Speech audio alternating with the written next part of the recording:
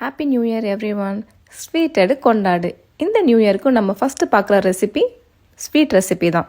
அதுதாங்க milk pudding. எப்படி பண்ணலான்னு பார்க்கலாமா இந்த ஸ்வீட் ரெசிப்பியை? நான் ஃப்ரெண்ட்ஸ் ஃபேமிலிக்கு கொடுக்கறதுக்காக கொஞ்சம் அதிக குவான்டிட்டியாக பண்ணியிருந்தேன். 3 லிட்டர் பால் எடுத்திருந்தேன். ஒரு 30 மினிட்ஸ் இந்த மாதிரி சிம்மில் கிண்டி விட்டுட்டே இருக்கணும். பால் அடிப்பிடிக்காமல் பார்த்துக்கணும். அகர் அகர் மிக்ஸ் வந்து நான் அரை பேக்கெட் எடுத்திருந்தேன் 3 லிட்டர் மில்க்குக்கு. அதுக்கப்புறம் 300 கிராம் சுகர் வந்து ஆட் பண்ணியிருக்கேன். இது கூடவே 30 மினிட்ஸ் கழித்து நம்ம அடுப்பை ஆஃப் பண்ணிட வேண்டியதான்.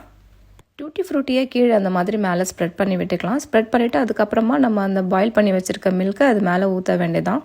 எவ்வளோ மொத்தத்துக்கு உங்களுக்கு புட்டிங் வேணுமோ அந்த அளவுக்கு நீங்கள் பால் ஊற்றிக்கிட்டால் போதும். இதில் ஒரு 4 மணி நேரம் அப்படியே நம்ம அதில் வச்சிடலாம். அந்த பாலை அந்த பவுலில் ஊற்றி அதுக்கப்புறமா 4 ஹவர்ஸ் கழித்து நம்ம கட் பண்ண வேண்டியதான்.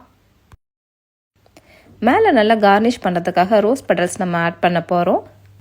சாப்பிடும் போது நல்ல வாசமாக இருந்தது, ஃப்ராக்னன்ஸாக இருந்தது, சூப்பராக.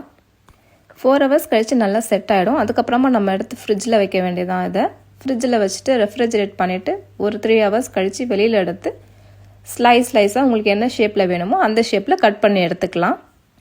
இந்த ஸ்வீட்டை நான் எப்போ வீட்டில் செய்யும் போதுமே எனக்கு சீம்பாலோடைய டேஸ்ட்டை தான் ரிமெம்பரன்ஸ் பண்ணும். யார் யாருக்கெல்லாம் சீம்பால் பிடிக்குமோ அவங்கெல்லாம் கண்டிப்பாக இந்த ஸ்வீட்டை செஞ்சு பாருங்கள். செஞ்சு பார்த்துட்டு சொல்லுங்கள் எப்படி இருந்தது இந்த ஸ்வீட்டுன்னு. சீம்பால் டேஸ்ட்டில் வந்துச்சா கண்டிப்பான்னு. தேங்க்யூ ஃபார் வாட்சிங். Happy new year once again.